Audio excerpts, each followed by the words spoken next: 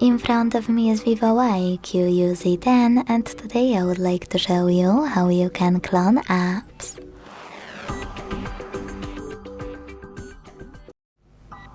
Begin by going into Devices Settings and scrolling down to select Apps. Now scroll again to hit App Clone and click on White switcher next to any app you wish to clone, like TikTok. Then wait, and when your app is ready, go back. So when I check, as you can see, TikTok was successfully cloned. If you want to delete this clone, you can always go back to the same settings and click on the now blue switcher next to your app. Then confirm your choice in the pop-up.